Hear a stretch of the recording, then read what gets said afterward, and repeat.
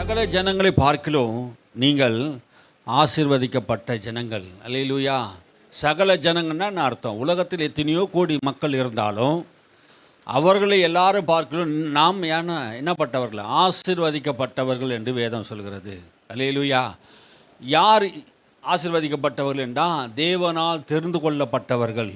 அல்லேலூயா. அதுதான் முக்கியமான விஷயம். பாருங்க, பூமியில் உள்ள சகல ஜாதிகளை பார்க்கலும் சகல ஜனங்களை பார்க்கலும் நீ ஆசீர்வாதமாக இருப்பாய், ஆசீர்வதிக்கப்பட்டு இருப்பாய், நீ ஆசீர்வாதமாக இருப்பாய் என்று ஆபிரகாமுக்கு சொன்னார்.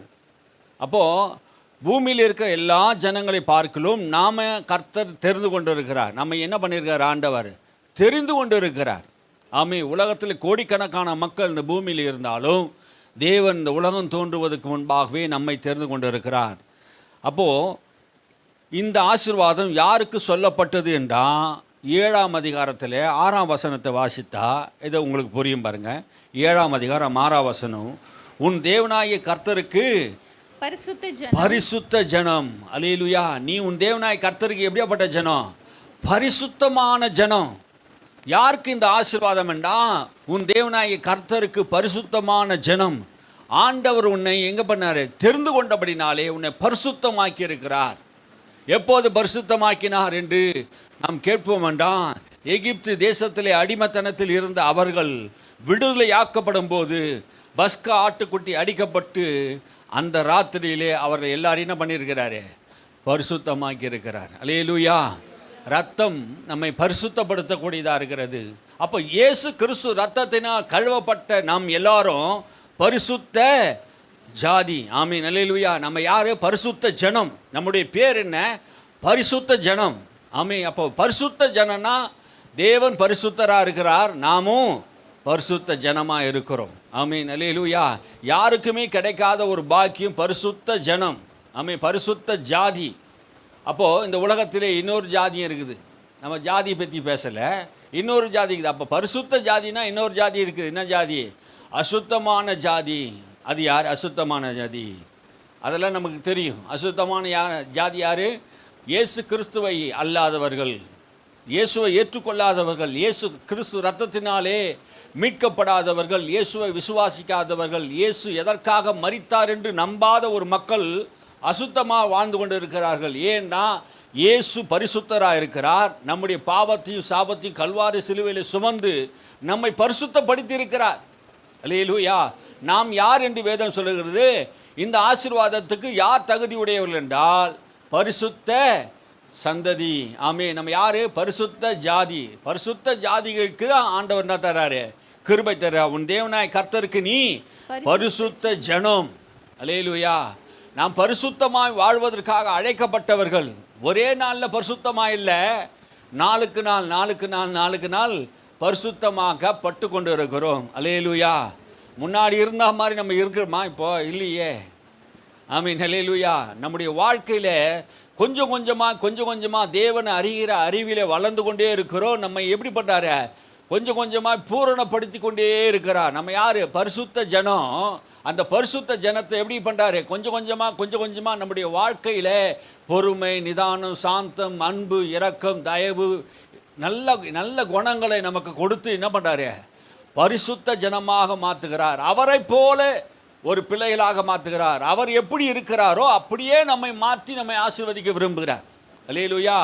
அவர் நல்லோருக்கும் தீயோருக்கும் நன்மை செய்கிறார்.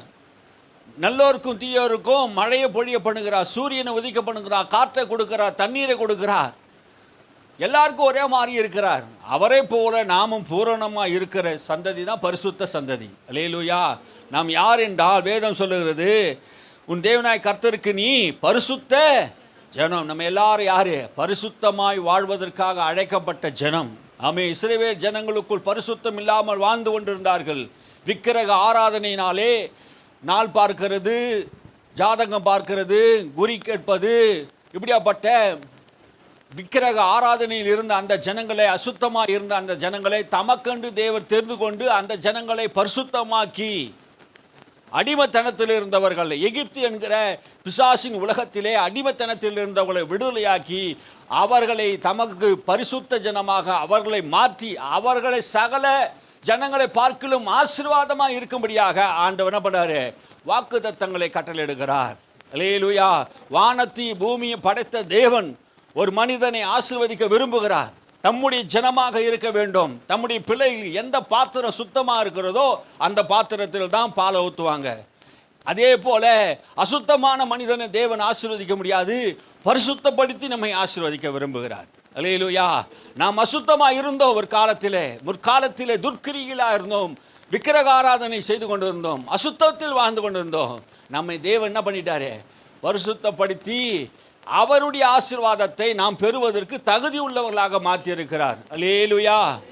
அவருடைய பரிசுத்த ஜனமாக நம்மை மாற்றியிருக்கிறார். அவர்களுக்கு தான் இந்த ஆசீர்வாதம். அல்லேலூயா.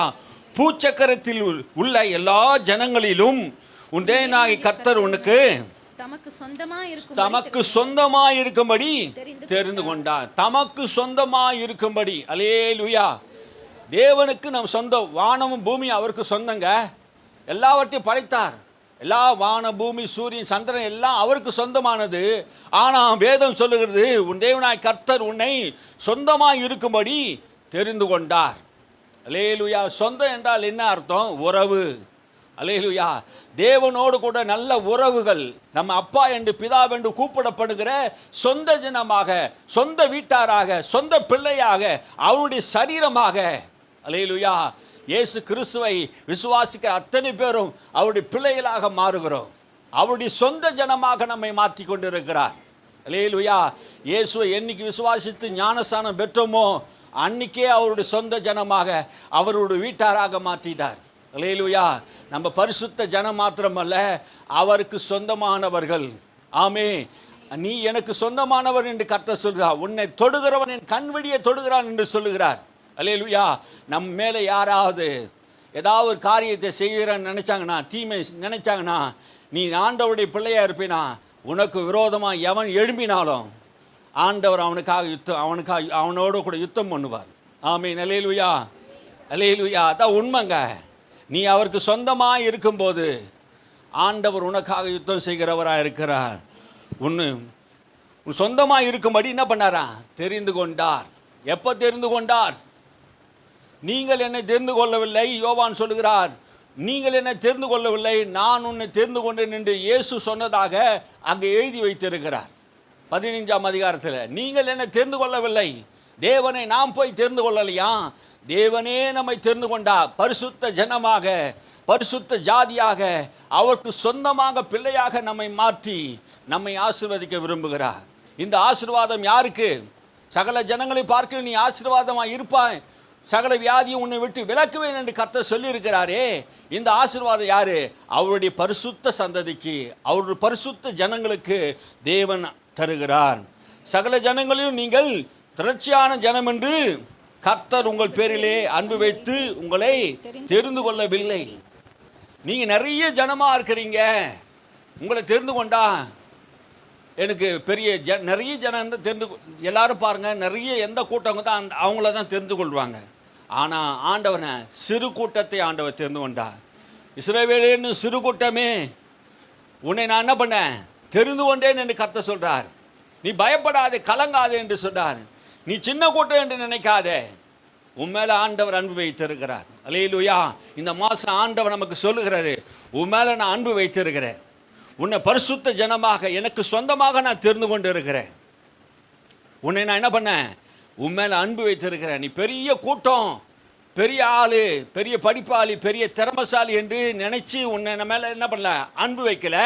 நான் அன்பாக இருந்ததுனால உன் அன்பாக வைத்து இருக்கிறேன் என்றார். அல்லேலூயா. நான் அன்பாக இருக்கிறதுனால உன் மேலே என்ன பண்ணுறேன்? அன்பாக இருக்கிறேன். அவரே தெரிந்து கொண்டு நம்ம மேலே அன்பு வைத்திருக்கிறார். அல்லேலூயா. தேவனே நம்மை தெரிந்து கொண்டு அன்பு வைத்தாராம். கர்த்தர் உங்களில் அன்பு கூர்ந்ததினாலும் உங்கள் பிதா, நீங்க சகல ஜனங்களிலும் கொஞ்சமான இருந்தீர்கள். சகல ஜனங்களை பார்க்கல நீங்க என்ன பண்ணீங்க? கொஞ்சமா இருந்தீங்க. நீங்க பெரிய ஒரு கூட்டம் இல்லை, நீங்க எப்படி இருந்தீங்க? கொஞ்சம் கூட்டம், கொஞ்சமான கூட்டம். ஆமென். அல்லேலூயா.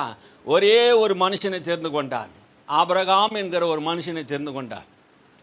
நீ பெரிய திரள் கூட்டம் இல்லை, உன் பின்னாடி ஒரு பெரிய சந்ததி இல்லை, ஒரு பிள்ளை கூட இல்லை, அந்த பிள்ளையும் கொடுத்தவர் கர்த்தர் தான். அல்லேலூயா.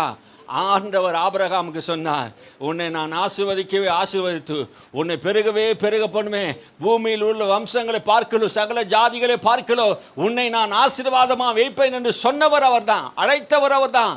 அவர் அழைத்து அவனை ஆசீர்வதித்தார். யார?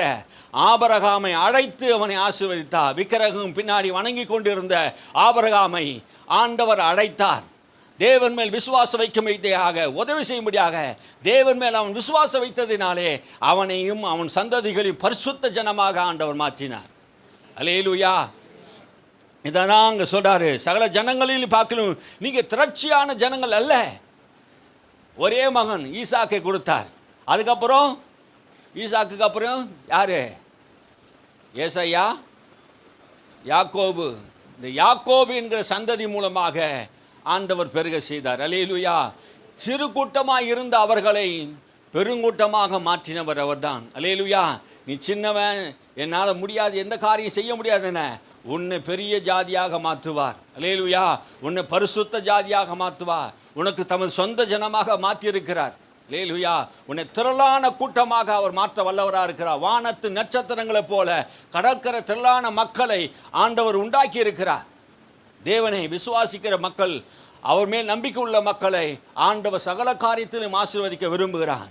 ஆபிரகாமை சகல காரியத்திலும் ஆசீர்வதித்த தேவன் முதிர் வயதிலும் ஆண்டவர் சகல காரியத்திலும் ஆசீர்வதித்தார். ஆவியிலும் ஆத்மாவிலும் சரீரத்திலும் பொருளாதாரத்திலும் உலகத்திலும் சகல விதமான ஆசீர்வாதத்தை, நன்மையை ஆபிரகாம் பூமியில் அனுபவித்தார். அல்லேலூயா. ஆபிரகாமின் ஆசீர்வாதம் இந்த பூமியிலே தாங்கக்கூடியதா இருந்தது, தாங்க முடியாததா இருந்தது. நம்முடைய தேவன் எப்படியாப்பட்ட தேவன்? பரிசுத்தப்படுத்தி அவர்களை ஆசீர்வதிக்கிற தேவனாக இருக்கிறார். அல்லேலூயா. நன்மை செய்கிறவராக இருக்கிறார். பாருங்க, சகல ஜனங்களும் நீங்கள் திரட்சியான ஜனம் என்று கர்த்தர் உங்கள் பேரிலே அன்பு வைத்து உங்களை தெரிந்து கொள்ளவில்லை. நீங்கள் பெரிய ஜாதி என்று நினைச்சு தெரிந்து கொள்ள, நீங்கள் சகல ஜனங்களிலும் கொஞ்சமாக இருந்தீர்கள். கர்த்தர் உங்களிடத்திலே என்ன பண்ணுறார்? கர்த்தர் உங்களில் அன்பு கூர்ந்ததினாலும், கர்த்தர் உங்களிடத்தில் அன்பு கூர்ந்ததினாலும் உங்கள் பிதாக்களுக்கு இட்ட ஆணையை காக்க வேண்டும். உங்கள் பிதாக்களுக்கு இட்ட ஆணையை நான் காக்கும்படியாக, ஆபிரகாமுக்கும் ஈசாக்குக்கும் யாக்கோபுக்கும் இட்ட ஆணையை நான் காக்கும்படியாக. அல்லேலூயா. ஆணையிட்டதில் அவர் உண்மை உள்ளவராக இருக்கிறார். அவர் வாய் திறந்து சொன்னதை செய்கிற தேவனாக இருக்கிறார். அல்லேலூயா. அவர் என்ன சொன்னாரோ, யாக்கோபுக்கு சொன்னதை செய்தார், ஈசாக்குக்கு சொன்னதை செய்தார், ஆபிரகாமுக்கு சொன்னதை செய்தார். அவர் சொன்னதை நிறைவேற்றுகிறவர், பொய் சொல்லுகிறவர் அல்ல. வாக்குத்தத்தம் பண்ணிட்டு ஏதோ சொல்லிட்டேன் அப்படின்ட்டு விட்டுற மாட்டார்.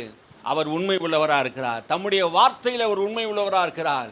நம் பிதாக்களுக்கு ஆணையிட்ட காரியத்தை பாலும் தேனும் ஓடுகிற நலமும் விசாலமான தேசத்தில் நான் கொண்டு போய் வைப்பேன் என்று சொன்னாரே, அடிமைத்தனத்தில் இருந்தவர்களை அவர்களை ஆசீர்வாதமாக வைத்தார். அல்லேலூயா. சகல ஜனங்களை பார்த்து நீ ஆசீர்வாதமாக இருப்ப. அல்லேலூயா. அழைத்தவர் உண்மை உள்ளவராக இருக்கிறார். வாக்குத்தத்தம் பண்ணினவர் உண்மை உள்ளவராக இருக்கிறார். நம் ஆபிரகாமுக்கு ஆண்டவர் வாக்கு பண்ணிட்டா நம்மை மறந்துடவில்லை. ஆபிரகாமின் தேவன் நம்முடைய தேவனாக இருக்கிறார். அல்லேலூயா. விசுவாச மார்க்கத்தார் எல்லாரும் ஆபிரகாமின் சந்ததிகளாக இருக்கிறோம். நமக்கு அந்த ஆசீர்வாதத்தில் பங்கு இல்லை என்று நாம் நினைக்க வேண்டிய அவசியம் இல்லை. தேவன் ஆபிரகாமின் சந்ததிகளை ஆசீர்வதிக்கிறார். விசுவாச மார்க்கத்தார், இயேசுவை விசுவாசிக்கிற விசுவாச மார்க்கம். நம்முடைய மார்க்கம் என்ன மார்க்கம்? விசுவாச மார்க்கம். விசுவாசத்தினாலே ஆசீர்வாதங்களை சுதந்தரிக்கிற மார்க்கம் நம்முடைய மார்க்கம். இது கிறிஸ்து இயேசுக்குள்ளே நம்மை ஆசீர்வதிக்கிற தேவனாக இருக்கிறார். அல்லேலூயா. தேவன் தெரிந்து கொள்ளப்பட்ட அவருக்கு சொந்தமான ஜனத்தை ஆண்டவர் மாற்றுகிறார். இந்த ஆசீர்வாதம் இஸ்ரவேலுக்கு மாத்திரம் அல்ல. யாருக்கு இருக்குதான்? இஸ்ரவேலுக்கு மாத்திரம் அல்ல. நீங்கள் பேதுரு வாசிங்க, 1 பேதுரு 2ஆம் அதிகாரம் 9ஆம் வசனத்தை நீங்கள் வாசிங்க. 1 பேதுரு 2ஆம் அதிகாரம் 9ஆம் வசனம். நீங்களோ உங்களை அந்தகாரத்தினின்று தம்முடைய ஆச்சரியமான ஒளியினிடத்திற்கு வர வளைத்தவருடைய புண்ணியங்களை அறிவிக்கும்படிக்கு தெரிந்து கொள்ளப்பட்ட சந்ததியாயும் ராஜரீகமான ஆசாரிய கூட்டமாயும் பரிசுத்த ஜாதியாயும் அவருக்கு சொந்தமான ஜனமாயும் இருக்கிறீர்கள். என்ன சொல்றாரு பேதுரு? என்ன சொல்ல வர்றாருங்க? நீங்கள் என்ன அந்த காலத்தில் இருந்தீங்க அப்படின்னா, பழைய ஏற்பாடு காலத்தில் வாழ்ந்தோம். அவங்க சொல்றாரு, அந்த காலத்தில் இருந்தோம், ஆச்சரியமான ஒளியிடத்திலே வரவழைத்தவருடைய புண்ணியங்களை அறிவிக்கும்படி.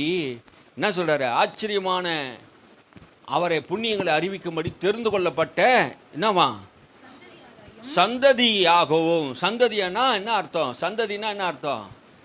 பிள்ளைகள். அல்லேலூயா. பிள்ளைகளாகவும் ராஜரிக ஆசாரிய கூட்டமாகவும் பரிசுத்த ஜாதியாயும் அவருக்கு சொந்த ஜனமாகவும் தேர்ந்து கொண்டார். அல்லேலூயா. பேதுரு அதை தான் சொல்றாரு. நம்ம எப்படி தேர்ந்து கொண்டா? அந்தகாரத்தில் இருந்த நம்மை இப்போ நம்ம ஆச்சரியமான ஒளியிடத்துக்கு வரவழைத்து அவருடைய புண்ணியங்களை அறிவிக்கும்படியாக ராஜரீக சந்ததிகளாக. ஆமென். அல்லேலூயா. ராஜரீக சந்ததி அப்படின்னா என்ன அர்த்தம்? ராஜரீக சந்ததி ராஜாவுடைய வம்சம்னு சொல்றாரு. அல்லேலூயா. நம்முடைய தகப்பன எப்படியாப்பட்டவர்? ராஜாதி ராஜா, கர்த்தாதி கர்த்தர், நம்முடைய ராஜா, இஸ்ரவேலின் ராஜா. ஆமே. இஸ்ரவேலின் சமாதான பிரபு. ஆமே. நம்முடைய தேவன் ராஜாதி ராஜாவும் கர்த்தாதி கர்த்தராகவும் இருக்கிறார். யூதருக்கு ராஜாவாக பிறந்தவர் எங்கே என்று கேட்டார்கள். அவர் பிறக்கும் போது ராஜா, வானத்தை பூமி படைக்கும் போதே அவர் ராஜா. வேதம் சொல்லுகிறது அவர் ராஜாதி ராஜாவாகவும் கர்த்தாதி கர்த்தராகவும் சிங்காசனத்திலே அவர் வீற்றிருக்கிறார். ஏக சக்கராதிபதியாகவும் ஒருவரும் சாபாமை உள்ளவரும் மகிமை நிறைந்தவரும் ஒருவரும் சேரக்கூடாத ஒளியிலும் வாசம் பண்ணுகிற தேவன் நம்முடைய தேவன். அல்லேலூயா. அவருடைய புண்ணியங்களை நாம் அறிவிக்கும்படியாக ராஜரீக ஆசாரிய கூட்டமாக, பரிசுத்த ஜனமாக, அவருக்கு சொந்தமான ஜனமாக, பரிசுத்த ஜாதியாக அவருக்கு சொந்தமாக இருக்கும்படியாக தெரிந்து கொண்டார். அல்லேலூயா. நாம் அவருக்கு சொந்தமான ஜனம். அல்லேலூயா. சொந்தமான ஜனம் என்று எப்படி நம்ம அவருக்கு சொந்தமான ஜனம் என்றா, அவர் விலையேறி பெற்ற ரத்தத்தை கொடுத்து, கிரயத்தை கொடுத்து நம்மை விற்கப்பட்டிருந்த நம்மை வாங்கியிருக்கிறார். அல்லேலூயா. நமக்கு ஒரு கிரயம் கொடுக்கப்பட்டிருக்கிறது. ஆமே. எப்படி நம்மை அவர் வாங்கினார்? விலையின்றி விற்கப்பட்டோம். விலையேறி பெற்ற இயேசு கிறிஸ்துவின் ரத்தத்தினால் மீட்கப்பட்டிருக்கிற நாம் சகல ஜனங்களை பார்க்கலும் ஆசீர்வாதமாகவே இருப்போம். அல்லேலூயா. அவர் ரத்தத்தினால் கழுவப்பட்டவர்கள், பரிசுத்த ஜாதி, அவருக்கு சொந்தமானவர்கள். அவர் ரத்தத்தின் மேலும் அவர் நாமத்தின் மேலும் விசுவாசம் வைக்கிற அத்தனை பேரும் கடவுளுடைய பிள்ளைகளாக மாறுகிறார்கள். அல்லேலூயா. நாம் யாருடைய பிள்ளைகளாக இருக்கிறோம்? அவருடைய சொந்த பிள்ளைகளாக இருக்கிறோம். அவருடைய வித்தா இருக்கிறோம். அழிவுள்ள வித்தினால் அல்ல, அழிவில்லாத ஜீவவசனமாகிய அவருடைய வித்தினாலே, வார்த்தை என்கிற வசனத்தின் மூலமாக மறுபடியும் நம் உள்ளத்திலே விதைக்கப்பட்ட அந்த வசனத்தின் மூலமாக நாம் பிறந்திருக்கிறோம். அல்லேலூயா. அல்லேலூயா. தேவனுடைய பிள்ளைகளாக நாம் வாழ்ந்து கொண்டு இருக்கோம். அவருடைய சொந்த ஜனத்துக்கு தான் ஆசீர்வாதம். ஆமென். அல்லேலூயா. தெரிந்து கொள்ளப்பட்ட பரிசுத்த ஜாதி யாரு? நாம் பரிசுத்த ஜாதி. ஆமென். அல்லேலூயா. நம்ம யாராவது கேட்டால் நம்ம என்ன ஜாதி சொல்லணும்? பரிசுத்த ஜாதியா? என் வாழ்க்கையில் பரிசுத்தம் இல்லைன்னு நீங்கள் நினைக்க முடியவே முடியாதுங்க. உங்களுக்காக அவரே தன்னை பரிசுத்தமாக்கினார். உங்களை பரிசுத்தமாக்குவதற்கு அவரே தன்னைத்தானே பரிசுத்தமாக்கினார். அல்லேலூயா. நீங்கள் ஆதாமுடைய வித்து அல்ல, கிறிஸ்துவின் வித்துகளாக இருக்கிறோம். ஆமென். நாம் பாவத்தில் பிறந்தவர் அல்ல, பரிசுத்தரில் பிறந்தவர். பரிசுத்தமான இயேசு கிறிஸ்து மேல் விசுவாசம் வைத்ததினாலே அந்த விசுவாசத்தின் மூலமாக மறுபடியும் நாம் பிறந்திருக்கிறோம். அல்லேலூயா. அந்த விசுவாசம் தான் நம்முடைய வாழ்க்கையில காப்பாற்றி கொண்டு இருக்கிறது. அல்லேலூயா. அதை தான் இங்கே சொல்றாரு. சகல ஜனங்களை பார்க்கிற நீ ஆசீர்வாதமாய் இருப்பாய். அப்படின்னா என்ன அர்த்தம்? ஒப்பிட முடியாத ஆசீர்வாதம். ஒப்பிட முடியாத ஆசீர்வாதம். சகல ஜனங்களை பார்க்கல என்னன்னா, உலகத்தோடு கம்பேர் பண்ண முடியாத, ஒப்பிட முடியாத, யாருக்கிட்டையும் என்ன பண்ணாரு, எடை போட்டு பார்க்க முடியாதுங்க நம்மளை. அப்போ அவ்வளோ பெரிய ஆசீர்வாதத்தை நாம் என்ன பண்ணிருக்கோம், பெற்றிருக்கிறோம் என்று கர்த்தர் சொல்லுகிறார். அல்லேலூயா. இதை மாத்திரம் சொல்லலை, பவுல் என்ன சொல்றாரு? பவுல் என்ன சொல்றாரு? அதை நீங்க வாசி. எபேசியர் புஸ்தகம் 1:3 வாசிங்க. எபேசியர் 1:3. நம்முடைய கர்த்தராகிய இயேசு கிறிஸ்துவின் பிதாவாகிய தேவனுக்கு ஸ்தோத்திரம். அவர் கிறிஸ்துவுக்குள் உன்னதங்களிலே ஆவிக்குரிய சகல ஆசீர்வாதத்தினாலும் நம்மை ஆசீர்வதித்திருக்கிறார். அவர் நம்மை சகல ஆசீர்வாதத்தினாலும் கிறிஸ்துக்குள்ளே வைத்து ஆசீர்வதித்திருக்கிறார். அல்லேலூயா. சகல ஆசீர்வாதம். அங்கே பழைய ஏற்பாட்டுக்கு சொல்லப்படுகிற ஆசீர்வாதம் சகல ஆசீர்வாதத்தினாலும் சொல்லப்படுகிறது. அப்போ பழைய ஏற்பாட்டில் ஆபிரகாம் பெற்றது சகல ஆசீர்வாதத்தையும் பெற முடியல. ஆனால் புதிய ஏற்பாட்டு காலத்தில் சகல ஆசீர்வாதத்தை நாம் பெற முடியும். ஏனென்றால் ஆபிரகாம் அன்னைக்கு பெற்ற ஆசீர்வாதம் பூமிக்குரிய ஆசீர்வாதமாக இருந்தது. ஆவிக்குரிய ஆசீர்வாதத்தை ஆபிரகாம் பெற்றான் என்றால் இல்லை. ஆனால் இயேசுவை அவன் தரிசித்ததுனால ஆவிக்குரிய ஆசீர்வாதம், என் சந்ததியில் கிறிஸ்து பிறப்பார் என்கிற நிச்சயம் அவருக்கு இருந்தது. அது ஒரு ஆவிக்குரிய ஆசீர்வாதம். கிறிஸ்துவை அவர் கண்டார். தன்னுடைய மகனை ஒப்பு கொடுக்கும் போது கிறிஸ்துவை அவர் கண்டார். என்னுடைய சந்ததியிலே கிறிஸ்து பிறப்பார் என்கிற ஒரு வாக்குத்தத்தத்தை அவர் பெற்றிருந்தார். உன் சந்ததியிலே கிறிஸ்து தோன்றுவார். அல்லேலூயா. அதுதான் ஆவிக்குரிய ஆசீர்வாதம். இன்னைக்கு ஆபிரகாம் அந்த பூமியிலே வாழ்ந்து கொண்டிருக்கிற நாட்களிலே சரீரத்திலே அவர் ஆசீர்வதிக்கப்பட்டார், பொருளாதாரத்தில் ஆசீர்வதிக்கப்பட்டிருந்தான், ஆடு மாடு திரட்சியிலே ஆசீர்வதிக்கப்பட்டிருந்தான், பயிர் வகையிலே ஆசீர்வதிக்கப்பட்டிருந்தான். அவர் செய்கிற காரியத்தெல்லாம் கர்த்தர் ஆசீர்வதித்திருந்தான். அதனால்தான் வேதம் சொல்லுகிறது, என் எஜமானனை கர்த்தர் சகல விதமான ஆசீர்வாதத்தினாலும் ஆசீர்வதித்திருக்கிறார் என்று சொல்லுகிறான். வேலைக்காரன் சொல்லுகிறான். அல்லேலூயா. சகல விதமான ஆசீர்வாதம் ஆபிரகாமுக்கு இருந்தாலும் இந்த ஆவிக்குரிய ஆசீர்வாதம் புதிய ஏற்பாட்டில் வாழ்ந்து கொண்டு இருக்கிற நமக்கு இந்த ஆவிக்குரிய ஆசீர்வாதத்தை கர்த்தர் வைத்திருக்கிறார். அல்லேலூயா. பொருளாதாரத்தில் மாத்திரமல்ல, சகல விதமான ஆசீர்வாதத்தை கிறிஸ்து இயேசுக்குள்ளே வைத்திருக்கிறார். அன்னைக்கு ஆபிரகாமுக்குள்ளே ஆசீர்வாதத்தை வைத்தார். 12ஆம் அதிகாரத்தை ஆதியாகம புத்தகத்தை நீ வாசிச்சு பார்த்தா அந்த புத்தகத்தில் சொல்லப்படுகிற காரியங்களா பாருங்க. அவனை அழைத்து அவனை ஆசீர்வதித்து பூமியில் உள்ள சகல ஜனங்களை காட்டிலும் உன்னை மேன்மையாகவும் ஆசீர்வாதமாக வைப்பேன், உன்னையும் ஆசீர்வதிப்பேன், சந்ததியை ஆசீர்வதிப்பேன், உன்னை பெருக பண்ணுவேன், உன்னை வானத்து நட்சத்திரங்களை போல செய்வேன். 17ஆம் அதிகாரத்தில் பெரிய காரியங்கள்லாம் சொல்றாரு பாருங்க. இதெல்லாம் சொல்லிக்கிட்டே இருக்கிறாரு. ஆனால் புதிய ஏற்பாட்டு காலத்தில் வந்து இருக்கிற நமக்கு கிறிஸ்துக்குள்ளே, அல்லேலூயா, அன்னைக்கு ஆபிரகாமுக்குள்ளே இஸ்ரவேல் மக்களை ஆண்டவர் ஆசீர்வதித்து வந்தார். இப்போ கிறிஸ்து இயேசுக்குள்ளே வைத்து நம்மை ஆசீர்வதித்தார். கிறிஸ்து இயேசுக்குள்ளே எப்படி நம்ம வைத்தார் என்றால், கிறிஸ்துவுக்குள்ளே ஞானஸ்நானம் பெற்றவர்கள் கிறிஸ்துவுக்குள்ளே இருக்கிறார்கள். அல்லேலூயா. நீங்க எப்போது கிறிஸ்துவுக்குள்ளே இருக்குன்னா கிறிஸ்துவை தரித்து கொண்டவர்கள், கிறிஸ்துவை விசுவாசத்தினால் இருதயத்தில் ஏற்றுக்கொண்டவர்கள் கிறிஸ்துவுக்குள் இருக்கிறார்கள். அல்லேலூயா. அவர்களுக்கு என்ன ஆசீர்வாதம்? சகல ஆசீர்வாதமும். மறுபடியும் வாசிங்க எபேசியர் 1:3. நம்முடைய கர்த்தராகிய இயேசு கிறிஸ்துவின் பிதாவாகிய தேவனுக்கு ஸ்தோத்திரம். பிதாவாகிய தேவனுக்கு ஸ்தோத்திரம். நம்முடைய கர்த்தராகிய இயேசு கிறிஸ்துவின் பிதாவாகிய தேவனுக்கு ஸ்தோத்திரம். முதல் ஸ்தோத்திரம் பண்ணாரு. நம்முடைய பிதாவாகிய தேவனுக்கு ஸ்தோத்திரம். கர்த்தராகிய இயேசு கிறிஸ்துவின் பிதாவாகிய தேவனுக்கு. அல்லேலூயா. அவருக்கு ஸ்தோத்திரம். ஏன் ஸ்தோத்திரம்? உன்னதத்திலே சகல விதமான ஆசீர்வாதத்தையும் கிறிஸ்துக்குள்ளே என்ன பண்ணிக்கிறாரா? ஆசீர்வதிப்பார் அப்படின்னு போட்டு இருக்குதா? ஆசீர்வதித்தார் போட்டிருக்குதா? ஆசீர்வதித்திருக்கிறார் போட்டிருக்குதா? சொல்லுங்க, என்ன சொல்லிருங்க? சத்தமா ஒரு ஆள் சொல்லுங்க. ஆசீர்வதித்து இருக்கிறார் அப்படின்னா என்ன அர்த்தம்? ஏற்கனவே ஆசீர்வாதம் உண்டாயிருச்சுன்னு அர்த்தம். அல்லேலூயா. உங்க அக்கௌண்ட்ல ஏற்கனவே என்ன பண்ணுச்சு? பேலன்ஸ் இருக்கு. ஆமே. அல்லேலூயா. ஆசீர்வாத கிறிஸ்துவுக்குள்ளே உன்னதத்திலே சகல விதமான ஆசீர்வாதத்தினால உங்களை தேவன் என்ன பண்ணிக்கிறார்? ஆசீர்வதித்திருக்கிறார். ஆசீர்வதித்திருக்கிறார். சமாதானம் என்கிற பெரிய ஆசீர்வாதம். அல்லேலூயா. அந்த ஆசீர்வாதம் கிறிஸ்துக்குள்ளே இருக்கிற ஆசீர்வாதம் பாவ மன்னிப்பு என்கிற ஆசீர்வாதம் யாருக்காவது இருக்குதா? இந்த உலகம் தர முடியுமா? இந்த உலகம் தர முடியாத ஆசீர்வாதம் எதுனா பாவ மன்னிப்பு. அல்லேலூயா. சமாதானம் உலகம் கொடுக்க முடியாது. எந்த கடையிலும் போய் வாங்க முடியாது. பாவ மன்னிப்பு எந்த கடையிலும் போய் வாங்க முடியாது. இயேசு கிறிஸ்து ரத்தம் நமக்கு சிந்தப்பட்டதுனாலே அந்த பாவ மன்னிப்பை கல்வாரி சிலுவையிலே நமக்கு வாங்கி கொடுத்து, அதுக்கு ஆவிக்குரிய ஆசீர்வாதம். சகல ஆசீர்வாதம் நாம் பெற்றிருக்கிறோம். பரிசுத்த ஆவி. பரிசுத்த ஆவி யாராவது தர முடியுமா? எந்த கடையிலாவது பரிசுத்த ஆவி வாங்க முடியுமா? பரலோகத்துக்கு போய் பிதாவிடத்தில் நான் வேண்டிக் கொள்வேன் என்றென்னைக்கு உங்களுக்கு தந்துவரும்படியாக பரிசுத்த ஆவியை தருவார் என்று சொன்னார். அது சகல விதமான ஆசீர்வாதத்திலே ஆவிக்குரிய ஆசீர்வாதம். இது யார் மூலமா வந்தது? கிறிஸ்து மூலமா வந்தது. அப்போ உலக பிரகாரம் ஆசீர்வாதம் ஆபிரகாம் மூலமா வந்தது போல கிறிஸ்து மூலமா ஆவிக்குரிய ஆசீர்வாதங்கள். 3 விஷயத்தை சொன்னேன். 1 என்ன சொன்னேன்? சமாதானம். 2 பாவ மன்னிப்பு. 3 என்ன சொன்னேன்? பரிசுத்த ஆவி. 4 என்ன சொல்லுவேன்? நித்திய ஜீவன். அல்லேலூயா. இந்த நித்திய ஜீவன் யாரும் தர முடியுமா? நான் என் நாடுகளுக்காக ஜீவனை கொடுக்க வந்தேன். அல்லேலூயா. நம்முடைய பாவங்கள் சாபங்களை நீக்க வந்தான். சகல நோய்களை நீக்க வந்தான். அல்லேலூயா. கிறிஸ்து நமக்காக வந்த நோக்கத்தை ஆசீர்வதிக்க. ஆமீன். அல்லேலூயா. பூமியில் உள்ள சகல ஜனங்களை பார்க்க நீங்க ஆசீர்வாதமாக இருக்க வேண்டும் என்றால் அவருடைய சொந்த ஜனமாக இருக்கணும், அவருடைய பிள்ளையா இருக்கணும். இது உலகத்தில் எத்தனை கோடி மக்கள் இருக்கிறாங்க. அவங்க கிட்ட காரு இருக்குது, பங்களா இருக்குது, எல்லாம் இருக்குது, சொத்து இருக்குது, கோடிக்கணக்கான பேலன்ஸ் இருக்குது. ஆனால் சமாதானம் இருக்குதா? பாவ மன்னிப்பு இருக்குதா? பரிசுத்த ஆவியானவருடைய முத்திரை இருக்குதா?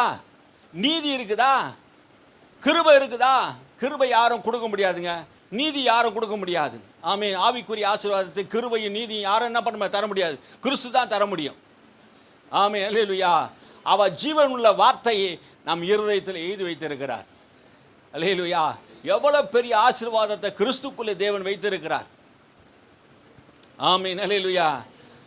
நல்ல கரங்களை தட்டி இருக்கணும். ஆமென். அல்லேலூயா. கிறிஸ்துக்குள்ளே இருக்கிற நமக்கு இந்த ஆசீர்வாதம்லாம் இருக்குது. நீங்கள் எழுதி வச்சிருந்தா ரொம்ப நல்லா இருக்கும். ஆமென். அல்லேலூயா. தேவ வார்த்தைகள் எல்லாம் 7 தரம் புடமிடப்பட்டிருக்கிறது. கிறிஸ்துவுக்குள் உன்னை ஆண்டவர் சகல விதமான காரியத்திலே உன்னை என்ன பண்ணுறார்? ஆசீர்வதித்துக்கிறார். உன்னதத்திலே ஆமென் உன்னை உயர்த்தி வைத்திருக்கிறார். 2ஆம் அதிகாரத்தை போது அவர் வாசித்த போது உன்னதத்தில் அவர் என்ன பண்ணாராம்? உன்னை உயர்த்தி அங்கே உட்கார பண்ணிக்கிறார். அவர் உயர்த்தி எழுந்தது போல நம்மையும் கூட உன்னதத்தில் என்ன பண்ணாரு? உயர எழுப்பி அவரோடு கூட அமர பண்ணினார். அல்லேலூயா. எவ்வளவு பெரிய காரியத்தை இயேசு கிறிஸ்துவோடு கூட நம்மை ஆண்டவர் வைத்திருக்கிறார் பாருங்க. கிறிஸ்துக்குள்ளே ஒரு மனுஷன் வாழ்வான் என்றால் அதுதான் ரகசியம். ஆவிக்குரிய ரகசியம்னா இயேசுவை ஏற்றுக்கொண்ட உனக்குள்ளே ஆவிக்குரிய ரகசியம் பரலோகம் உனக்கு திறக்கப்பட்டு இருக்கிறது. ஆமே. ஜீவ புஸ்தகத்தின் பேர் எழுதப்பட்டு இருக்கிறது. அவர் நாமத்தை விசுவாசிக்கவும், அவர் அப்பா என்று பிதாவென்று கூப்பிட பண்ணவும், அவர் நாமத்தின் மேல் நம்பிக்கை வைக்கவும் உனக்கு எனக்கு அதிகாரம் கொடுக்கப்பட்டு இருக்கிறது. அவருடைய சொந்த ஜனத்திற்கு, பரிசுத்த ஜாதிக்கு, தெரிந்து கொள்ளப்பட்ட மக்களுக்கு இப்படியாப்பட்ட பாக்கியத்தை அவர் தருகிறார்.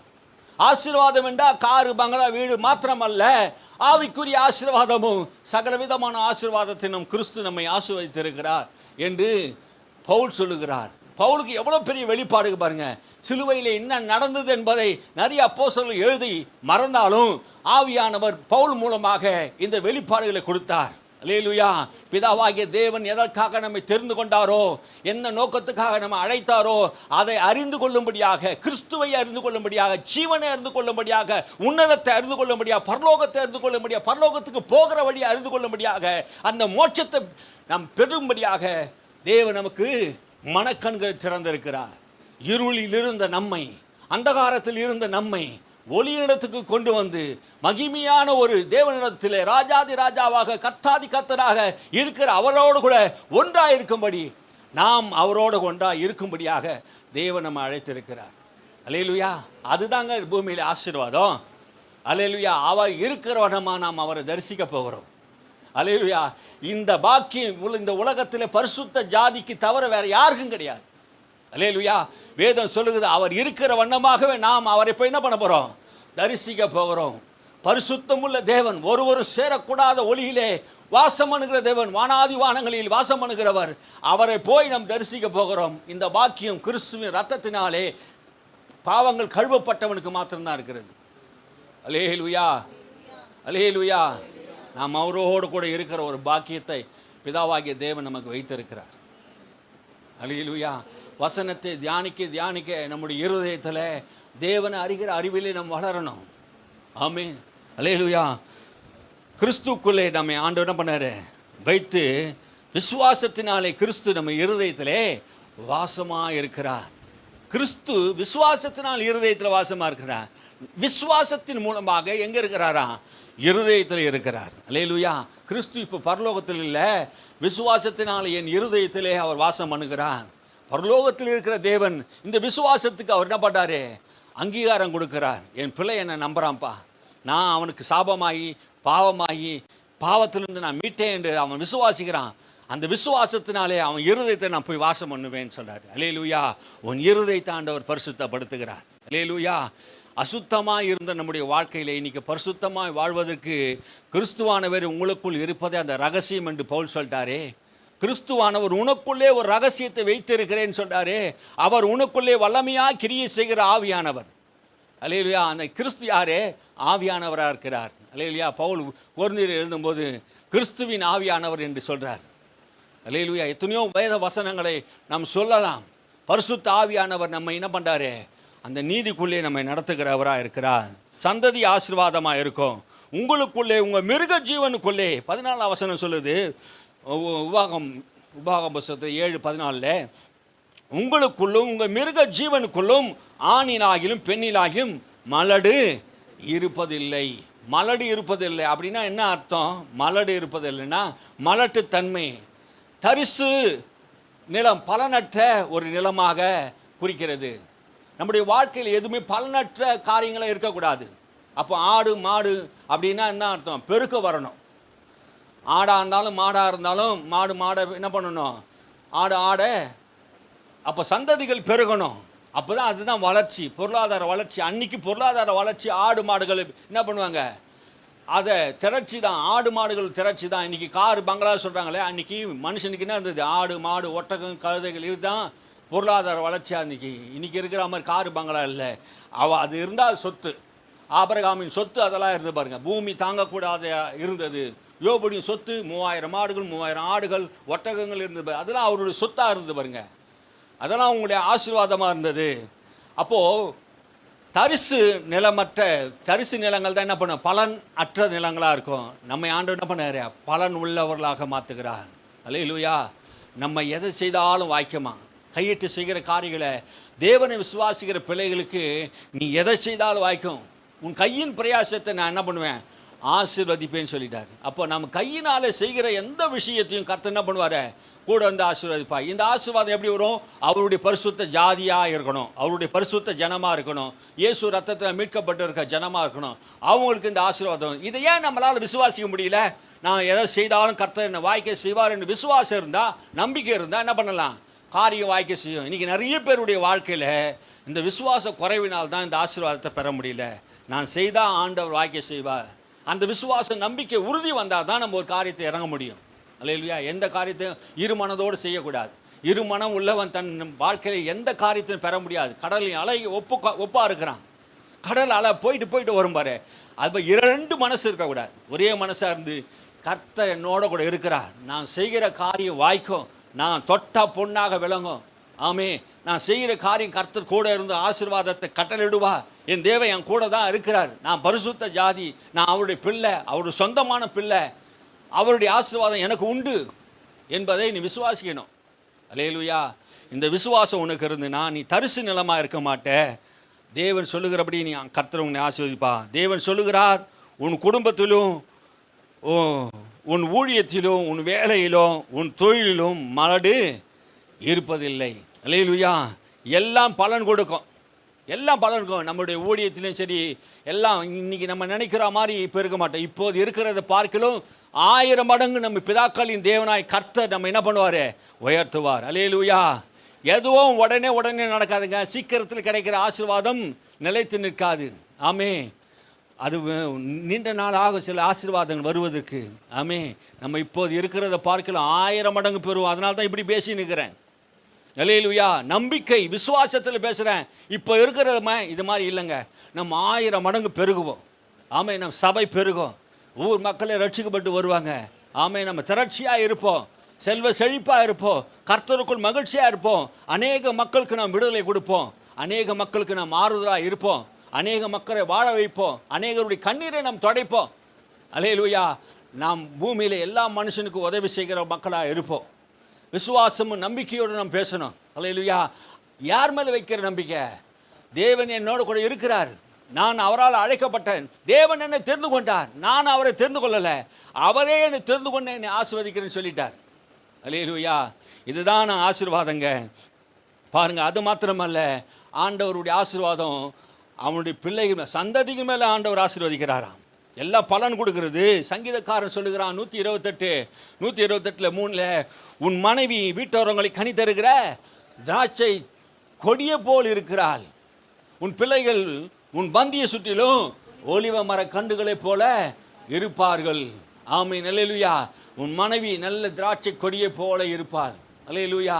திராட்சை கொடியை போல இருப்பாள். அது இனிமையானது, இருதயத்துக்கு ஏற்றது, எல்லா விஷத்தன்மையை அழிக்கக்கூடியது. திராட்சை தோட்டத்துக்கு யாருன்னா போனால் சந்தோஷம் வரும். ஆமென். அல்லேலூயா. திராட்சை தோட்டத்துக்கு போனால் ஒரு சந்தோஷம் வரும். ஏன் தெரியுமா? நம்முடைய பிதா திராட்சை தோட்டக்காரர், இயேசு திராட்சை செடி, நாம் அதில் இருக்கிற கொடிகள். ஆமே, நம்முடைய வாழ்க்கையில் தேவன் கனி தரும்படியாக விரும்புகிறார். அல்லேலூயா. உன் மனைவி கனி தருகிறவளாக இருப்பாள், மலடாக இருக்க மாட்டா, கனி தரக்கூடியவளாக இருப்பாள். அநேகருடைய மனைவி அவருக்கு தலைவலியாக இருக்கிறா, முள்ளா இருக்கிறா, குறுக்கா இருக்கிறான்னு சொல்கிறாங்க. அப்பா சில பேர் மனைவி ஃபோன் வந்தாலே நடுங்கிறாங்க. ஏன்னா அவங்க அவளை டார்ச்சர் பண்ணுறாங்கன்னு சொல்கிறாங்க. அப்போது ஆண்டவருடைய ஆசீர்வாதத்தில் ஒன்று என்ன சொல்கிறாரு, உன் மனைவி கனி தருகிற வீட்டோரும் கனி தருகிற திராட்சை கொடியை போல் இருப்பான். ஆமென், அல்லேலூயா. அந்த திராட்சை கொடியில் கொத்து கொத்தாக காய்க்கும் திராட்சை என்றாலே இஸ்ரவேல் என்று அர்த்தம். ஆமென். அந்த செடியிலே காய்க்கக்கூடியதாக உன் பிள்ளைகள் எப்படி இருப்பாங்களாம், ஒலிவ மர கன்றுகளைப் போல இருப்பார்கள். அப்படின்னா என்ன அர்த்தம்? ஒலிவ மரம் என்றால் அழிவில்லாத தன்மை உள்ளது, வாசனை திரவியம் உள்ளது, விலையேறு பெற்றது. அன்னைக்கு இஸ்ரவேல் மக்கள் வெற்றி பெற்றாங்கன்னா ஒரு கோப்பையை கொடுப்பாங்கன்றா, இன்னைக்கு கோப்பையை கொடுக்குறாங்க, தங்க கோப்பை, கோல்டு மெடல்லாம் கொடுக்குறாங்க. அன்னைக்கு வெற்றி பெற்றவர்களுக்கு எல்லாருக்கும் என்ன தருவாங்கன்னா ஒலிவ கன்றுகளை கொடுப்பாங்க. ஆமே, வெற்றி பெற்ற வீரனுக்கு ஒலிவ கன்றுகளை கொடுத்து மகிழ்ச்சியை கொண்டாங்க. உன் பிள்ளைகள் எப்படி இருப்பாங்க? ஒலிவ மரங்களை போல பச்சையாக இருப்பாங்க, வாசனை திரவியம் உள்ளவளாக இருப்பாங்க, உன் பந்தியை சுற்றியில் இருப்பாங்க, வெளியூரில் போய் இருக்க மாட்டாங்க. நிறைய பேர் பிள்ளைகள் என்ன பண்ணாங்க, பணம் சம்பாதிக்கிறதுக்காக அன்பு பாசத்தை இழந்து, உறவுகளை இழந்து, எல்லாத்தையும் இழந்து எங்கே போயிருப்பாங்க? வெளியில் போயிருப்பாங்க. உன் பந்தியை சுற்றியில் இருக்கணுங்க. ஆமே, அதுதான் ஆசீர்வாதம். அல்லேலூயா. குடும்பங்களிலே உன் பிள்ளைகள் உன்னை சுற்றி இருக்கணும், அது பெரிய ஆசீர்வாதம். நம்ம பந்தியை சுற்றி இருக்கணுமா, இது ஒரு பெரிய ஆசீர்வாதம். மனைவி ஒரு ஆசீர்வாதம், பிள்ளைகள் ஒரு ஆசீர்வாதம். நம்ம விட்டு அவங்க என்ன பண்ணக்கூடாது, வெளி தேசங்களில் போய் சுற்றி அங்கங்கே இருக்கக்கூடாது. நம்மோடு கூட இருந்து நம்மோடு கூட வாழணும். அல்லேலூயா, அல்லேலூயா. நம்ம வாசித்த பிரகாரம் யூதாஸ் மலடாக போனான். அவன் கனி கொடுக்கல, இயேசுவோடு கூட இருந்தான், இயேசுவோடு கூட வாழ்ந்தான். அவனுடைய வாழ்க்கையில் கனி கொடுக்கல. நேற்று கூட நம்ம அதை பார்த்தோம். அவன் மலடாக இருந்தான். மத்தியோ அப்படி கிடையாது, மேத்தியோ அப்படி கிடையாது. மேத்தியோ என்ன சொன்னா, மத்தியோ என்ன பண்ணாரு, பலன் கொடுக்கிறவனாக காணப்பட்டான். அல்லேலூயா. சம்பூர்ண ஆசீர்வாதம், சகலவிதமான ஆசீர்வாதம் நமக்கு வேணுங்க. ஆடு மாடுகள் மாத்திர மனுஷன் மூலமாக கர்த்தர் என்ன பண்ணுவார், ஆசீர்வாதத்தை கட்டளிடுவார். மிருக ஜீவனுக்குள்ளே, அதாவது தொழில், சொந்த தொழிலில், வருமானத்தில், எல்லாத்திலும் என்ன பண்ணுவார், கர்த்தர் என்ன பண்ணுவார், ஆசீர்வாதத்தை கட்டளிடுவார். உபாகம் 28:4 சொல்லுது, உன் கர்ப்பத்தின் கனியும் உன் நிலத்தின் கனியும் உன் ஆடு மாடுகளின் பலனும் ஆசீர்வதிக்கப்பட்டு இருப்பதாக. அல்லேலூயா. உன் கர்ப்பத்தின் கனி, கர்ப்பத்தின் கனி என்று சொன்னார்னா அர்த்தம், இப்போ நிலத்தின் கனி சொல்கிறாரு, அந்த மரங்களை குறிக்குது. கர்ப்பத்தின் கனி ஆசீர்வதிக்கப்பட்டுன்னா என்ன அர்த்தம்? கர்ப்பத்திலே கனி. அப்போது ஒரு மரத்தை வச்சு அது கனி கொடுக்கணும்னு தேவன் எதிர்பார்க்குறா, மனுஷனை எதிர்பார்க்குறான். அப்போது ஒரு மனுஷனுக்கு என்ன ஆடும், மலடு என்பது இருக்கக்கூடாது. அப்போது ஒரு மனிதனை ஆண்டவர் உண்டாக்கி மனுஷனை பிறப்பிக்கிறான். ஆண்டவர் புல் பூண்டுகளை உருவாக்கி அதை புல்லிலிருந்து இன்னொன்று, பூண்டிலிருந்து இன்னொன்று, அதை அதன் ஜாதியின்படி என்ன பண்ணுது, தன் கனியை கொடுத்தது என்று வேதம் சொல்லுகிறது. மனுஷன் என்ன பண்ணுறாரு, ஆண்டவரே கனி கொடுக்கும்படியாக செய்கிறார். உன் கர்ப்பத்தின் கனி என்று சொல்லுகிறார். அல்லேலூயா. ஒரு மனிதனாய் பிறந்தவன், பெண்கள் பிள்ளை பேற்றினாலே ரட்சிக்கப்படுகிறாள் என்று புதிய ஏற்பாட்டில் சொல்லுகிறார். பிள்ளை பேற்றினாலே அப்படின்னா என்ன அர்த்தம், அவள் எப்போது முழுமை அடைகிறாள், கனி கொடுக்கிறவளாக இருக்கிறான்னா, இந்த ரெண்டு காரியமும், இந்த ரெண்டு கனியும் கணவன் மனைவி மூலமாக பிறக்கிற அந்த பிள்ளைகளை ஆண்டவர் கனி என்று சொல்லுகிறார். அந்த கனி ஆசீர்வாதமாக இருக்கும் அப்படின்னா பிள்ளைகள் என்று சொல்லுகிறார். அந்த கனி ஆசீர்வாதமாக இருக்கும். நம்முடைய பிள்ளைகள் ஆசீர்வாதமாக இருக்க தேவன் விரும்புகிறார். ரெண்டாவது காரியம் 15ஆம் அதிகாரத்தில் 7:15 தெய்வீக சுகமும் பாதுகாப்பத்தை குறித்து கர்த்தர் வாக்குத்தத்தமாக சொல்கிறார். இந்த வாக்குத்தத்தம் என்ன அர்த்தம்னா, சகல நோயும் உன்னை விட்டு விலக்குவார். அப்படின்னா என்ன அர்த்தம், சகல நோய்களும் உன்னை விட்டு விலக்குவார். இன்னைக்கு என்ன ஆண்டவர் சொல்கிறார், சகல நோய்னா வரப்போகிறதுக்கு முன்னாடி என்ன பண்ணுவார், அந்த வியாதியை தடுப்பார். ஆமென், அல்லேலூயா.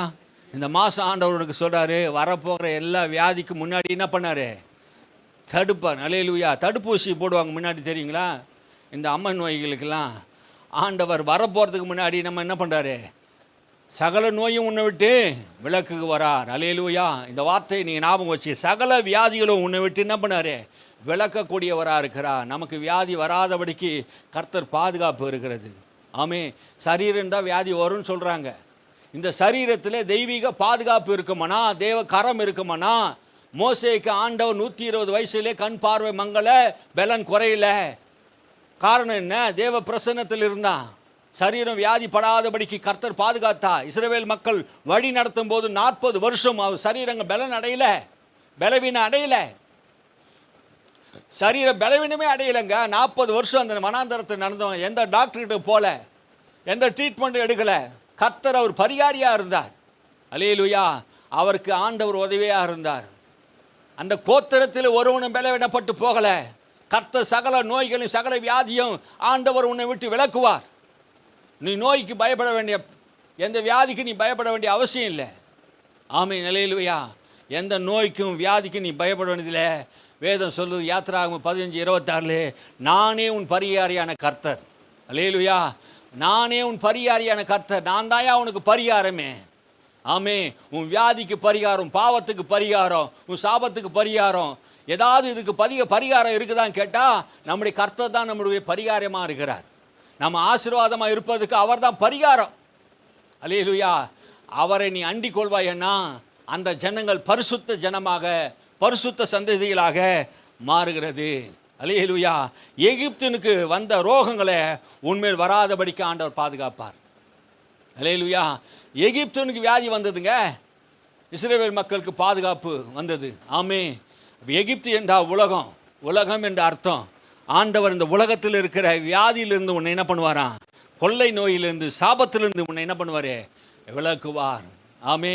நமக்கு எகிப்தில் இருந்த வியாதி, உலகத்தில் இருக்கிற வியாதி நம்ம என்ன பண்ணாது? தொடாது. இந்த மாதம் ஆண்டவர் உங்களுக்கு சொல்லுகிற வார்த்தை என்னன்னா, உலகத்தில் இருக்கிற வியாதி உன்னை தொடாது. அப்போ யாரை தொடும்? உனக்கு விரோதமாக இருக்கிறவர் மேலே அந்த வியாதி என்ன பண்ணுவேன்? வர பண்ணுவேன் என்று 15ஆம் அதிகாரம் கடைசி வசனத்தை கடைசியில் வாசித்து பாருங்க. வாசிங்க, டக்குன்னு எடுங்க, சத்தமாக வாசிங்க. படிச்சிங்களா? இருக்குதா?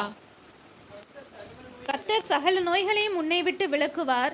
உனக்கு தெரிந்திருக்கிற எகிப்தியரின் கொடிய ரோகங்களில் ஒன்றும் உன்மேல் வர பண்ணாமல் உன்னை பகைக்கிற யாவர் மேலும் வர பண்ணுவார். அந்த நோயை உன் மேல வர பண்ண மாட்டா. உலகத்தில் இருக்க எந்த நோயும் உன் மேல வராது. உன்னை பகைக்கிறாங்க பாரு, இயேசுவை ஏற்றுக்கொண்டதுனால உன்னை பகைக்கிறான் பாரு, விரோதம் பண்றான் பாரு, அவன் மேல அதை என்ன பண்ணுவாரு? வர பண்ணுவார். அல்லேலூயா. அல்லேலூயா. வியாதி உன்னை தொடாது. சகல நோய்க்கும் ஆண்டவர் நம்ம என்ன பண்ணுவார்? விலக்கி வைப்பான். சங்கீதம் 91:7-6 வாசிங்க. 7:6, 91:7-6. உன் பக்கத்தில் 1000 பேரும் வலது பக்கத்தில் 10,000 பேர் விழுந்தாலும் அது உன்னை அணுகாது. உன் பக்கத்தில் 1000 பேரும் உன் வலது புறத்தில் 10,000 பேரும் விழுந்தாலும் அது உன்னை அணுகாது. அது உன்னை அணுகாது. எது அணுகாது? மேல உள்ள 6ஆம் வசனத்தை வாசிங்க. எது அணுகாது? இருளில் நடமாடும் கொள்ளை நோய். இருளில் நடமாடுகிற கொள்ளை நோய் உன்னை அணுகாது. மத்தியானத்தில் பாழாக்குற சங்கார தூதன், மரண தூதன் உன்னை என்ன பண்ணாது? அணுகாது. 1000 பக்கத்து வீட்டில் இருக்கும், பின்னாடி வீட்டில் நடக்கும், முன்னாடி வீட்டில் நடக்கும். ஆனால் அது உன்னை என்ன பண்ணாது? தொடாது. கர்த்தருக்குள்ளே ஆசீர்வதிக்கப்பட்ட ஜனமே, சகல ஜனமே, உங்களுக்குள்ளே ஆண்டவர் சொல்கிற வார்த்தை என்னென்னா, உன் பக்கத்தில் 1000 பேர் வலது பக்கத்தில் 10,000 பேர் விழுந்தாலும் அது உன்னை அணுகாது. எது உன்னை அணுகாது? கொள்ளை நோய் அணுகாது. மத்தியானத்திலே சங்கரிக்கிற சங்கார தூதன் உன்னை அணுகாது. அப்புறம் நீ அதை பார்த்து என்ன பண்ண மாட்ட? பயப்பட மாட்டேன். அங்கே இது வந்துச்சு, இங்கே அது வந்துச்சு. கொரோனா காலத்தில் என்ன பண்ணாங்க? ஒரே பயம். எனக்கு வந்துருமோ, வந்தால் செத்துருமோன்ற ஒரு பயம். உலகம் முழுவதும் பயம். யாருமே நினச்சி பார்க்க முடியாத அளவுக்கு, சரித்திரம் காண முடியாத அளவுக்கு, எங்களுக்கு புத்தி தெரிஞ்ச அளவுக்கு இப்படியாப்பட்ட பயத்தை நாங்கள் உலகத்தில் பார்த்ததே கிடையாது. அப்படியாப்பட்ட பயத்தை இந்த உலகத்திலே அந்த கொள்ளை நோய் உண்டாக்கிட்டது. ஏனென்றால் அந்த நோய் வந்தால் என்னை கொன்னுடும். ஏன்னா பக்கத்து வீட்டில் அங்கே செத்துட்டான், இந்த தெருவில் செத்துட்டான், அந்த தெருவில் செத்துட்டான், நல்லா இருந்தவங்களாம் செத்துட்டான், எத்தனையோ பேர் செத்து போயிட்டான். அது ஒன்று அணுகாது. அல்லேலூயா. இன்றைக்கி நம் ஜீவனோடு கூட இருக்கிறோமே. இந்த சங்கீதம் 91 நம் பாதுகாப்பின் சங்கீதம் என்று வேதம் சொல்கிறது. அல்லேலூயா. இந்த நோய்களை உன்னை பகைக்கு மேல் வர பண்ணுவான். உனக்கு விரோதமாக எழும்புகிற சத்துரு மேலே ஆயுதங்கள் அவன் மேல் திரும்பும். அல்லேலூயா. உனக்கு விரோதமாக ஒரே ஒரு காரியத்தை எழும்பி வராங்கன்னா அவன் மேலே என்ன பண்ணும்? அது திரும்பும். அல்லேலூயா. கிறிஸ்துக்குள்ளே கர்த்தர் நம்மை ஆசீர்வதித்திருக்கிறார். அல்லேலூயா. புதிய ஏற்பாட்டு காலத்திலே ஆண்டவர் நிறைவேற்றுகிற ஆசீர்வாதம் நிறைய உண்டு. டைம் இருக்குதான்னு தெரியல. ஆமீன். அல்லேலூயா. நிறைய விஷயங்களை கலாத்தியர் புஸ்தகத்தில் வாசிப்போம். இந்த ஆசீர்வாதம் எல்லாம் கலாத்தியர் புஸ்தகத்தில் நமக்கு நிறைவேற்றி முடிச்சு. கலாத்தியர் 3ஆம் அதிகாரம் 14-15 வாசிங்க. 14-15. ஆபிரகாமுக்கு உண்டான ஆசீர்வாதம் கிறிஸ்து இயேசுவினால் புறஜாதிகளுக்கு வரும்படியாகவும் ஆவியை குறித்து சொல்லப்பட்ட வாக்குத்தத்தத்தை நாம் விசுவாசத்தினாலே பெறும்படியாகவும் இப்படி ஆயிற்று. விசுவாசத்தினாலே பெறும்படி இப்படி ஆயிற்று. ஆவிக்குரிய ஆசீர்வாதத்தெல்லாம் எப்படி பெற முடியுமா? விசுவாசத்தினால் பெற முடியும். சுருக்கமாக சொல்கிறேன், ஆவிக்குரிய எல்லா ஆசீர்வாதத்தையும் பூமிக்குரிய எல்லா ஆசீர்வாதத்தையும் எப்படி பெற முடியும்? விசுவாசத்தினால் தான் பெற முடியும். நீங்கள் பாருங்கள், எனக்கு விசுவாசம் இல்லைன்னு நீங்கள் சொல்லிடாதீங்க. விசுவாசம் எல்லாருக்கும் அவனவனுக்கு பகிர்ந்து கொடுத்துருக்கிறார். அல்லேலூயா. இந்த விசுவாசத்தை எப்படிங்க ஏற்கிறது, எப்படிங்க பயன்படுத்துறது அப்படின்னா, இந்த வேத வார்த்தையை எடுத்து வாயில் வச்சு உன் புத்தியில் மண்டையில் வச்சு அதை இருதயத்தில் தியானித்து அதை வாயை திறந்து சொன்னீங்கன்னா அதுதான் விசுவாசம். விசுவாசத்துக்கு இன்னொரு டெஃபினேஷன் சொல்கிறாங்க, அர்த்தத்தை சொல்கிறாங்க. கவலைப்பட தெரியுமா? கவலைப்பட தெரியுமா? யாராவது ஏதாவது சொல்லிட்டா, இப்படி சொல்லிட்டானே, இப்படி சொல்லிட்டாங்களே, இப்படி சொல்லிட்டாங்களே சொல்லி சொல்லி சொல்லி கவலைப்பட தெரியுமா? அது மாதிரி வசனத்தை என்ன பண்ணுமா, திரும்ப திரும்ப திரும்ப திரும்ப அதை சொல்லி சொல்லி என்ன பண்ணணும், மனசுல எண்ணி பார்க்கறது தான் விசுவாசம். அல்லேலூயா. அதுதான் தியானம். அப்போது அது இருதயத்தின் நினைவு என்ன பண்ணுது, வாய் பேச ஆரம்பிச்சிது. அப்போ இருதயத்தில் தேவனுடைய வார்த்தை போயிடுச்சுன்னா எந்த நைட்டில் உன்னை கேட்டாலும் இருதயத்தில் மாத்திரம் தேவ விசுவாசம் நம்பிக்கை வந்துருச்சுன்னா விசுவாசத்தினாலே எல்லாரும் பெற முடியும். அல்லேலூயா. இந்த ஆசீர்வாதம் எல்லாமே பரிசுத்த ஜனங்களுக்கு வைத்திருக்கிறார், உண்மைதான். ஆனால் விசுவாசம் இல்லாமல் அதை சுதந்திரிக்க முடியாது. அல்லேலூயா. இதுவும் உண்மைதான், இதுவும் உண்மை. எது உண்மை? வாக்குத்தத்தம் இருக்குது, இதெல்லாம் நாம் என்ன பண்ணல, விசுவாசிக்கிறோம். விசுவாசித்து நான் என்ன பண்ணணும், போராடுறீங்களா? வெற்றி பெறுவதற்காக முயற்சி செய்து இருக்கிறீங்களா? அப்போ வியாதி என்னை விட்டு விலக்குவேன்னு சொல்லியிருக்கிறாரே, அந்த வியாதி வரும்போது நீ உன் விசுவாசம் எப்படி இருக்குது? சகல காரியத்தில் உன்னை ஆசீர்வதிப்பேன் என்று சொல்லியிருக்கிறாரு. அப்போ சகல காரியத்தில் ஆசீர்வாதம் இல்லாத இருக்கும்போது உன் விசுவாசம் எப்படி இருக்குது? என் தேவன் தம்முடைய மகிமையின் ஐஸ்வர்யத்தினாலே என் குறைவெல்லாம் நிறைவாக்குவார் என்கிற நம்பிக்கை இருக்குதா? நான் தாழ்ச்சி அடைய மாட்டேன், கர்த்தர் என்னோடு கூட இருக்கிறார் சொல்ல முடியுதா? திரளான திரட்சி எனக்கு உண்டு என்று சொல்ல முடியுதா? வியாதி என்னை தொடாது என்று சொல்ல முடியுதா உன்னால்? அதுதாங்க விசுவாசம். வியாதி என்னை தொடாது, பலவீனம் என்னை தொடாது, தரித்திரம் என்னை அணுகாது, பொல்லாப்பு எனக்கு நேரிடாது, தோல்வி எனக்கு நடக்காது, பயம் எனக்கு வராது. ஆமென். அல்லேலூயா. இது பார்த்தா திமிரான பேச்சு மாதிரி இருக்கும், இதுதான் விசுவாசம். அல்லேலூயா. கர்த்தருக்கு ஸ்தோத்திரம். ஆமென். அல்லேலூயா. நம்பிக்கை உள்ள வார்த்தைகளை பேசுங்க, தேவ வார்த்தைகளை பேசுங்க. இந்த மாதம் முழுவதும் எதிர்மறையான வார்த்தைகளை பேசுங்க. தேவ வார்த்தையை வைத்து இருதயத்தில் வைத்து நீங்கள் என்ன பண்ணுங்க, விசுவாசத்தில் நிறைந்தவர்களாக வார்த்தைகள் பேசுங்க. விசுவாசித்தேன் பேசினேன் என்று சொல்றாரு தாவீது. எதை விசுவாசித்தார்? பேசினார். தேவனை விசுவாசித்தார், தேவனுடைய வாக்குத்தத்தத்தை விசுவாசித்தார். அதை இருதயத்தை வைத்து அதை வாயில் பேசினார். அதுதாங்க விசுவாசம். விசுவாசித்தேன் பேசினேன். அப்போ அவர் கட்டளை எடுக்கிறார், அது நடக்கிறது. ஆமே. அதிகாரம் எங்கே இருக்குது? வாயில் இருக்குது. அப்போ வல்லமை எங்கே இருக்குது? வார்த்தையில் இருக்குது. வார்த்தை யாரு? கடவுள். வார்த்தையாகி இருக்கிறவர் இயேசு கிறிஸ்து. என் வார்த்தை ஜீவனமாய் ஆவியாக இருக்குன்னு சொல்றாரு. அந்த வார்த்தையை உன் வாயில் இருக்குதா? மரணமும் ஜீவனும் நாவின் அதிகாரத்தில் இருக்குதுன்னு சொன்னாரே. நீ பேசுகிற ஒவ்வொரு வார்த்தை தான் உன் வாழ்க்கையா வாழ வைக்கும், இல்லைன்னா உனக்கு டவுனில் கொண்டு போயிடும். மரணமும் ஜீவனும், வாழ்வோ சாவோ நம்முடைய வாயில் தான் இருக்குதுங்க. எங்கேயோ இருக்குது சொல்லலை, அது உன் வாயில் இருக்குது, அது சமீபமாக இருக்குது என்று சொல்கிறாரு. நாம் பேசுகிற ஒவ்வொரு வார்த்தை தான் விசுவாசமும் நம்பிக்கைக்குரிய வார்த்தைகள். நம்மை ஆசீர்வாதத்தை ஆண்டவர் எத்தனையோ தடவை கற்றுக் கொடுத்தாலும் நம்ம வாயை மட்டும் சரி பண்ணலைன்னா வாழ்க்கை சரியாகாது என்பது தான் நான் விசுவாசத்தில் சொல்கிறேன். என் வாயை நான் சரி பண்ணலைன்னா சொல்கிறேன், நீங்கள் வசனத்தை கேட்கலாம், வசனத்தை கேட்கலாம். நான் சொல்லிவிட்டு இப்போ வசனம் சொல்லிட்டு ஆசீர்வாதமாக இருக்குன்னா நீ அதுக்கு பிரயாசப்படணும். உன் வாயை திறந்து நீ தேவ வார்த்தையை பேசணுமா தவிர உன் சொந்த பேச்சை பேசக்கூடாது, உன் எண்ணத்தை யோசிக்கக்கூடாது, நீ நினைக்கிறதெல்லாம் பேசின்னு இருக்கக்கூடாது. நீ நினைக்கிறதெல்லாம் பேசின்னு இருக்குன்னா இன்னும் நீ மாம்சத்துக்குரியவன் தான். நீ ஆவிக்குரிய ஆவியில் பிசாசோடு எதிர்த்து நிற்க முடியாது. இந்த வசனம் ஆவியின் பட்டயமாக இருக்குது, இதை எடுக்க முடியுதா? பிசாசை ஜெயிக்கணும்னா ஆவியின் பட்டயம் வேணும். வசனம் தெரியாமல் பிசாசை நீ ஜெயிக்க முடியுமா? வசனம் தெரியாமல் வெற்றி பெற முடியுமா? கிறிஸ்துவ வாழ்க்கை வசனம் இல்லைன்னா வாழ்க்கையில் வசனம் தான் படவிங்க. வசனம் உங்களுக்கு தெரியணும், எல்லா விதத்திலும் வசனம் தெரியணும். பொருளாதாரத்தில், ஆவிக்குரிய விஷயத்தில், சமாதானத்தில், சந்தோஷத்தில், வீடு கட்டுற விஷயத்தில், படிப்பு விஷயத்தில் எல்லாத்துக்கும் வசனம் இருக்குது. தெரிலன்னா என்கிட்ட வாங்க, நான் சொல்லிக் கொடுக்குறேன் நிறைய வசனத்தை. ஆமென். அல்லேலூயா. வேத வசனத்தை தேடி வாசியுங்கள். அதில் நித்திய ஜீவன் உண்டு. அல்லேலூயா. நாம் ஜெபம் பண்ணுவோம். ஸ்தோத்திரம் ஆண்டவரே.